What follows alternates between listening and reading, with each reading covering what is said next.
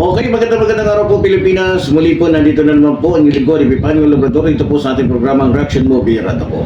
At syempre, bago po tayo mag-umpisa, mga minamahal ko mga kababayan, binabati muna po natin ating Pangulong Ferdinand Marcos Jr., maging ating minamahal First Lady Lisa Araneta Marcos, maging ating minamahal Congressman Sandro Marcos, maging ating minamahal Congressman Martin Romualdez. At syempre, ating mga kababayan sa abroad na lagi natin nakakasama. At syempre, ang ating mga kababayan Luzon, Visayas, Mindanao.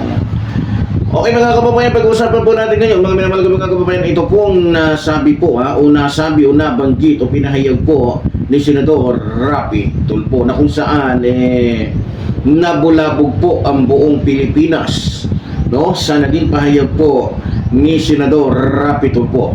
Sa pagkakalam ko po mga kababayan, ito pong mga Tulfo o mga magkakapatid na Tulfo ay maka Duterte ito, no?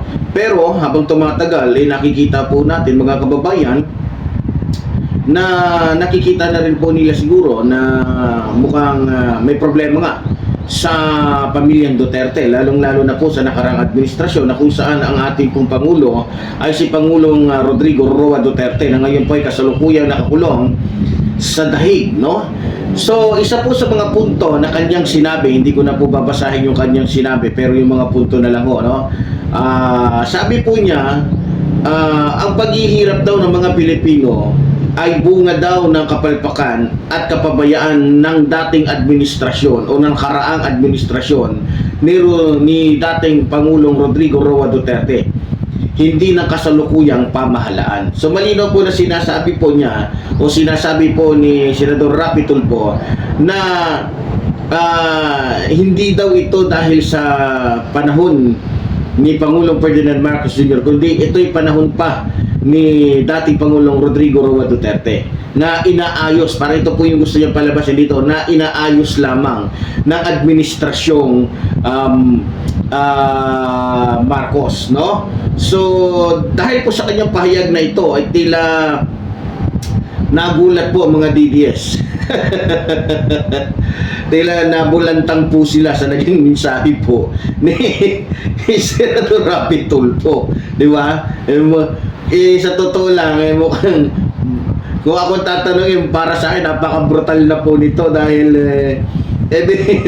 biro mo, pinagtatakpan ng mga DDS, ng mga vlogger ni Duterte, yung mga kapalpakan niya. Tapos ngayon, biglang sinabi ni Senador Rapi Tulfo na ang paghihirap ng mga Pilipino ay bunga ng kapalpakan at kapabayaan ng administrasyon ni Rodrigo Roa Duterte. So, dito, ewan ko lang kung anong sasabihin nila kay Senador Rapi Tulfo dahil kung ako po tatanungin pag ini-issue kong mabuti, hindi kaya nalaglag sa upuan yung di ba, yung mga vlogger ni Pangulong Ferdinand Marcos Jr. o ng mga Duterte. Ito po hindi galing sa akin ito po galing po mismo kay Senador Rapi. Ako'y natatawa kumbaga sa alam mo yung nakatayo yung tao, biglang sinapak, biglang tumpa. Parang gano'n yung dating di ba? So, pangalawa, isa sa mga punto na sinabi niya, sa ilalim daw ng Duterte administration, pinabayaan ang mga institusyon, pinalakas ang mga kultura ng takot at hinayaang mabulok ang mga accountability. Doon, mas matindi to. So sinasabi po, parang sinasabi po dito ni Senador Rapi Tulfo na yung institusyon ng panahon ni Duterte ay walang kakwenta-kwenta. Ito po yung gusto niya palabasin dito sa totoo lang, kung maintindihan po ninyo. At parang gusto niya sabihin, ang pinalakas ni Duterte, hindi yung hindi yung tawag nito, hindi yung kakampantihan ng ating mga kababayan, kundi yung takot, na kung saan walang nanagot sa mga nagawang krimen, di ba? Walang nanagot dahil hinayaan para gusto niya sabihin ito, hinayaan lamang ni dating Pangulong Rodrigo Roa Duterte na mabulok yung accountability, yung mga pananagutan ng mga taong merong kasalanan sa ating batas. Noong mga panahon po niya, mga kababayan ko, kung titignan nga po naman talaga natin, hindi naman po ito sa kung ano ba man, hindi po tayo naninira. Napakarami po mga kapulisan noon o maraming nai-involve sa mga katiwalian, lalong-lalo na yung mga tinalaga niya sa customs na kung saan dapat sana ay tanggalin, ikulong, nangyari, na-promote pa, no? So, isa yun siguro sa mga punto po o gustong sabihin po ni Senador Rapi Tulfo. So, dito po, sinabi din niya, binigyan din niya o ni Rapi Tulfo, ni Senador Rapi Tulfo, na habang abala ang nakaraang pamahalaan sa mga pahayag at pagpapasigaw, hindi ito nakapagpatupad ng mga reforma sa loob ng gobyerno. So, ewan ko kung ano nakita niya at sinabi niya ito. Kasi, pero kung pakikinggan mo po at yung mga vlogger nga nila dating Pangulong Rodrigo Roa Duterte, kung sila ang pakikinggan natin, makikita mo, abay, grabe. Pero, hindi ko lang alam kasi iba yung nakikita ko talaga sa mga sinasabi ng mga vlogger ni Pangulong Rodrigo Roa Duterte, no? So isa din sa sinabi po ni Senador Rapi Tulfo yung sabi niya, lumala daw ang korupsyon na hanggang ngayon ay binabayaran ng taong bayan. So sabi pa dito, itinuturo niya na ang kawalan ng aksyon noon ang naging dahilan kung bakit patuloy na nahihirapan ang mga mamamayan sa mga aspeto ng korupsyon. Dito po sa puntong ito, kung maalala po ninyo, noong panahon po ni Rodrigo Roa Duterte o ni Pangulong Rodrigo Roa Duterte, mismong sinabi po niya na talamak ang korupsyon sa panahon niya. Pero wala po siyang ginawa. Hindi siya nagsagawa ng pag-iimbestiga sa DPWH na natuklasan na isa sa mga pinakagrabe pagdating sa korupsyon. Sa halip, hinayaan po niya yung mga namumuno doon hanggang sa ito ay mas lumawak at mayroong ibang mga individual na talagang yumaman dahil nga po sa katiwaliang ito. Katulad po ng mag-asawang Curly Diskaya at Sara Diskaya, no?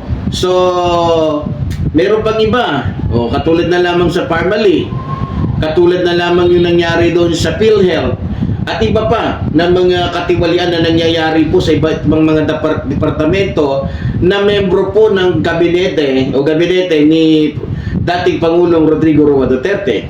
Ikaapat, sinabi po ni Senador Rapi Tulfo, hindi maaaring itanggi na ang mga batas ng sistema ngayon ay mula pa sa nakaraang administrasyon. Diba? Sinabi niya yun. Giit niya, nakasalanan ng administrasyon ni Duterte kung bakit tayo nasa ganitong sitwasyon ngayon at hindi maaaring burahin ng propaganda ang mga aspeto ng 6 na taong kapabayaan. Mabibigat po dito mga kababayan ang naging pahayag po ni Senador Rapi Tulfo. Talagang kung saan po parang hinampas po ng 2x2 ito pong nakaraang administrasyon ni dating Pangulong Rodrigo Roa Duterte, na kung saan talagang masasaktan ho dito ng gusto yung kanya pong mga followers, yung kanyang mga taga-sunod, yung kanyang mga taga-suporta. Kalima, isa sa mga punto na sinabi po ni Senador Rapi Tulfo yung hindi sapat ang sabi niya, hindi sapat ang pagdadramang iniwan ng problema. May pangalan ng ugat ng krisis. Kailangan banggitin kung sino ang may pananagutan kung seryoso ang laban kontra korupsyon. Tama naman po. Kung tutusin po, kung talaga pong ang dating administrasyon ni Pangulong Rodrigo Roa Duterte ay galit sa korupsyon, dapat po pinakulong niya si Michael Yang, na isa sa mga pangunahing personalidad na dapat ay pinananagot at pinapakulong dahil nga po sa nangyari pagnanakaw sa pera ng taong bayan. Diba? Hindi po galing sa akin ang yan. Yan po ay base po sa naging pag-iimbestiga po ng Quadcom at ng iba pang mga naging hearing po dyan sa Senado. Diba? So, hindi lang yun, napakarami talaga ng mga personalidad ng mga panahon ni Pangulong Rodrigo Roa Duterte na dapat panagutin na kung saan ay naging malaya. Di ba? So, isa din po dito, yung pang-anim, yung ano po, yung isa pa sa mga sinabi po ni Senador Rapi Tulfo, yung sabi niya, hanggat hindi tinutugunan ang pinagmulan ng mga problema, paulit-ulit lang magdurusa ang taong bayan kahit magpalit pa ng presidente. So, binigyan din po ni Senador Rapi Tulfo na kailangang harapin ang pinagmulan para matapos na ang paghihirap ng mga Pilipino. So yan po yung kanya pong naging pahayag, mga kababayan. Sa akin lang po, mga minamahal kong kababayan, minsan naiisip ko yung sinabi po ni Tito Soto, no? Na minsan kasi merong mga nakasulat sa ating konstitusyon na pumapabor sa mga taong sakim sa pera at kapangyarihan. Merong mga nakasulat sa ating konstitusyon na imbis na magbigay takot sa mga politikong nagnanakaw sa pera ng taong bayan, siya pang nagiging protector nito. Kaya nung nanawagan si Senador Tito Soto ng Chacha, isa po ako sa parang gusto ko sabihin sa sarili ko, sige, palitan na lang. Kasi parang may mga nakasulat dyan o may naka-amyenda dyan na pabor pa sa mga magnanakaw, no? So kaya nga, sa totoo lang, honestly, if we don't change some of the policies stated in the 1987 Constitution that seem to favor corrupt individuals, I truly think Filipinos will continue to suffer. Diba? So, para sa akin, kailangan ng palitan. Kasi pag hindi pinalitan, mukhang paikot-ikot lang tayo sa isang napakaduming sistema. Sa isang napakaduming sistema na kung saan ang nahihirapan ang nagdurusa ay ang mga Pilipino.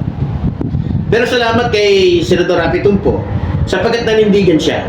Bagamat siya ay maka-Duterte, pero sinabi niya ang katotohanan sa harap ng taong bayan. Nang sa ganon, mabuksan ang isipan ng taong bayan na maging siya mismo na maka-Duterte ay namulat sa katotohanan. At siguro naisip ni Senador Rapi Tulfo na kung di ako magsasalita, mananatiling bulag ang iba nating mga kababayan sa katotohanan at patuloy na magagamit ng ilang mga politiko dyan para lamang sa sarili nilang mga interes. Pero ganoon pa man, mga minamahal ko mga kababayan, sana po lahat ng mga senador ay maging katulad po ni Senador Rapi Tulfo na kung saan meron po paninindigan na nagsasabi ng katotohanan. Kasi ang pinagbibintangan po, mga kababayan, ay ang ating mahal na Pangulo. Samantalang ang ating mahal na Pangulo ang masigasig na nakikipaggera sa korupsyon. Siya pang binabaliktad ngayon ng ating mga kalaban. Hindi ko maintindihan. Makikita niyo naman itong mga politikong ito na nagsasabing ipapa-impeach nila sa ang ating mahal na Pangulo. Ano batayan nila? Sige nga, pagdating sa batayan, mas mukhang may batayan po tayo para ipa-impeach yung kanilang poon o yung kanilang iniidolo o yung kanilang pinoprotektahan. Napakarami pong ebidensya tulad po ng ating sinabi kanina na una nating vlog na kung ebidensya ang pag-uusapan, ako po, baka sa 100%, 99% ang ebidensya pwede natin patunayan kesa sa mga ebidensya inilatag nila na puro muro-muro laban po sa ating mahal na Pangulo para lamang ipa-impeach. Kaya nga maraming mga mababatas na talagang natatawa. Diba? Natatawa. At akala siguro nitong ilang mga individual dyan na magugoyo nila, maloloko nila ang taong bayan. No. Alam natin kung sino ang totoong mayroong mga kapalpakan at mayroong mga kasinungalingan. At sino yung mga gumagawa at nanggagamit ng ilang mga personalidad para lang pagtakpan ng kanyang kasalanan. Katulad na lamang ilang ibang politiko dyan. Kahit hindi ko sabihin, alam niyo na kung sino yun. Para lamang masabi na yung perang winaldas niya, kinuha niya, na nawawala, napunta sa tama, gumamit pa ng pangalan ng ibang departamento. Sinasabi na yung 15 million ay ginamit daw sa summit o sa youth activities ng Armed Forces of the Philippines na nagkakahalaga ng 15 million. Ngayon, nung lumabas siya, umalma yung Umalma ngayon yung Armed Forces of the Philippines at sinabi nila hindi totoo yan. Sariling pera namin ang ginastos dyan at hindi mula sa pera ng OBP o lalong-lalo na hindi mula sa pera ni Vice President Sara Duterte. Alalahanin ninyo ang ating mahal na Pangulo. Walang ginagamit na pangalan katulad ng Mary Grace Piatos. Wala siyang ginagamit ng gano'n at wala siyang mga isinusulat sa mga resibo na walang mga death certificate o birth certificate. Lahat po meron at totoong tao kung meron man siyang pinipirmahan gano'n. Hindi katulad ng ilang ng ilang mga politiko diyan para lang makalusot, akala niya makakalusot siya para lang sabihin na dinaan nga niya sa tamang proseso yung paggamit niya ng pera. Ayun. Lumalabas na yung pangalan ng Piwi, lumabas na yung pangalan ni Fiona, lumabas na yung pangalan, di ba? Sana naman po mga kababayan, maging ano po tayo, mamulat po tayo sa katotohanan. Tandaan natin ang ating mahal na Pangulo ay patuloy po na naglilingkod sa atin ng buong tapang, buong lakas, buong pagsisikap. Kaya doon sa mga Pilipino na meron pa pong pag-asa o meron pang chance na makaalis sa maling landas, umalis na po kayo. Sama-sama po tayo maglakad papunta po sa totoong pagbabago. Hindi po sa nananatili tayo na niluloko ng ilang mga politiko dyan. Wala po tayong binabanggit ito kung sino siya, pero alam niyo na kung sino siya. Di ba? So, ganun pa man mga pinapal ko mga kapapayan. So, muli po, tulad po ng sinasabi ng lingkod, mabuhay po ang ating ginambayan, mabuhay po nagmamahal. Sa ating naman maraming salamat po.